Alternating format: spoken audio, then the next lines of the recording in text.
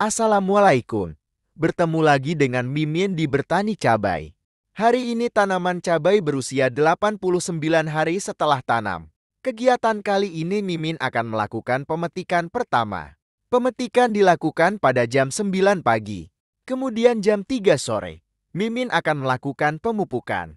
Dilansir dari laman Cebex Kementerian Pertanian, Minggu 12 Desember 2021, mendapatkan cabai yang berkualitas tidak hanya bergantung benih cabai, pemupukan, dan penyiraman, tapi juga perlakuan panen dan pasca panennya.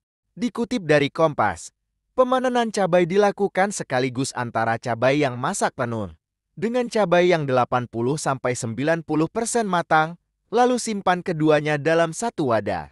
Sedangkan tanaman cabai yang terserang penyakit harus ditempatkan pada wadah yang terpisah. Waktu panen tanaman cabai yang baik adalah pada pagi hari. Sebab, pada hari tersebut, bobot buah dalam keadaan optimal. Sebagai hasil penimbunan zat-zat makanan, pada malam harinya dan belum banyak mengalami penguapan. Sehingga dengan bisa mendapatkan cabai yang lebih segar serta berkualitas baik. Untuk pemetikan, Mimin menyarankan dilakukan pada saat cuaca cerah. Jangan sampai dilakukan pada saat cuaca mendung atau hujan. Karena jika pemetikan dilakukan pada saat hujan, ada kemungkinan air hujan yang mengandung nitrogen akan masuk melalui luka bekas pemetikan. Dan juga ada kemungkinan spora jamur akan masuk lewat bekas luka dan akan menyebabkan tanaman cabai terserang penyakit. Kali ini, Mimin akan membahas tentang pedoman dalam mencampur dan memadukan pestisida.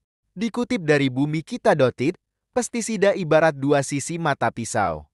Di satu sisi dapat membantu dalam pengendalian hama dan penyakit tanaman.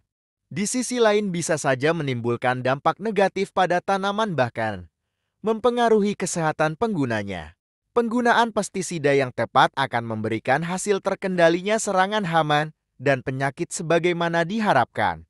Namun jika kita tidak bijak dalam penggunaannya, bisa mengakibatkan pestisida tidak efektif, bahkan bisa membuat tanaman keracunan. Belum lagi dampak negatif terhadap kelestarian lingkungan dan kesehatan pengguna maupun konsumen akhir. Salah satu yang telah menjadi kebiasaan umum rekan-rekan petani adalah mencampur, mixing beberapa jenis pestisida sekaligus dalam sekali aplikasi. Tujuannya tentu adalah penghematan tenaga dan waktu. Karena di lapangan seringkali tanaman mengalami beberapa ancaman sekaligus, seperti serangan beberapa jenis hama serangga dan serangan fungi atau bakteri patogen. Tidak terbayang betapa repotnya andai kata kita harus melakukan penyemprotan secara berganti-ganti antara dua atau lebih insektisida disusul fungisida ataupun bakterisida. Belum lagi pupuk daun yang tentu saja sangat penting untuk menjaga dan memulihkan kondisi tanaman. Satu-satunya solusi dalam kondisi seperti ini adalah melakukan mixing atau kombinasi.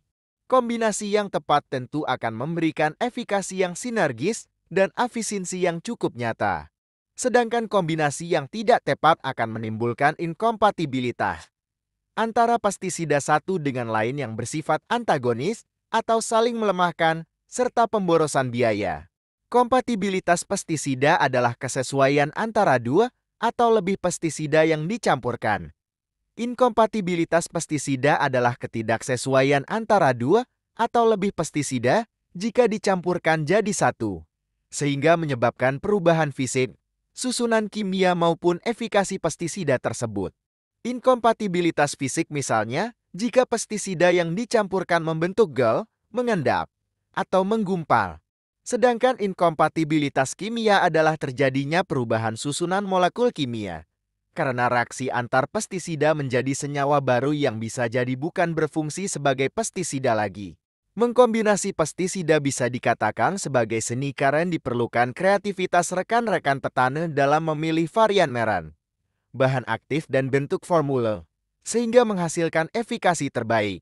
Meski demikian ada teknik dan rambu-rambu yang harus diperhatikan. Berikut ini adalah beberapa prinsip yang bisa kita pegang dalam melakukan kombinasi aplikasi pestisida secara efisien dan memberikan efektivitas yang prima. Pedoman awal. Yang pertama, Kenali dengan baik organisme apa saja yang mengancam tanaman ini. Jika tanaman kita masih baru dan tampak belum ada serangan organisme pengganggu OPT, amati tanaman sejenis di sekitar yang telah terdampak oleh serangan OPA. Yang kedua, yang perlu diingat, tujuan mencampur pestisida adalah untuk mengendalikan lebih dari satu OPT yang berbeda pada satu sasaran bagian tanaman yang sama, di mana diperlukan pestisida yang berbeda pula. Misalnya adanya serangan jamur patogen, kutu daun, dan ulat semuanya menyerang bagian daun. Untuk tiap jenis OPT yang menggunakan lebih dari satu pestisida, sebaiknya diaplikasikan secara berselang-seling. Misalnya, untuk serangga tripes, antara insektisida kontam dan sistemik sebaiknya diselang-seling bukan dicampurkan jadi satu. Yang ketiga, kenali dengan baik tujuan tindakan penggunaan pestisida berdasarkan fase serangan. Apakah untuk tindakan preventif pencegahan, di mana OPT belum menyerang secara masif? Tujuannya untuk melindungi tanaman, ataukah sebagai tindakan kuratif yang bertujuan menghentikan serangan atau mengurangi populasi OPT secara drastis? Yang keempat, tentukan bahan aktif pestisida sesuai kekhususan terhadap target OPT. Hindari membeli lebih dari satu merek pestisida yang berbahan aktif sama. Misalnya Abamectin merek A dengan Abamectin merek B. Yang kelima, kenali mode of action cara kerja pestisida. Hindari membeli lebih dari satu jenis pestisida dengan mode of action yang sama. Juga hindari menggunakan dua atau lebih pestisida segolongan. Misalnya golongan petroid berbahan aktif A dengan petroid berbahan aktif B. Untuk mengetahui cara kerja biasanya tercantum pada label pestisida. Namun untuk mengenali golongan dan mode of action yang lengkap bisa Anda lihat pada poster IRAC di halaman download. Aplikasi pestisida bisa diibaratkan seperti menerapkan seni bela diri. Ketika berhadapan dengan lawan jago tinju yang sudah tahan pukulan dan tendangan, serta dapat menangkis dengan baik, kita akan sulit mengalahkan dengan teknik karet, silat, atau tinju. Sebaiknya dilawan dengan kombinasi teknik gulat, judo, atau jiu-jitsu. Sekian dulu videonya, semoga bermanfaat. Sampai bertemu di video selanjutnya.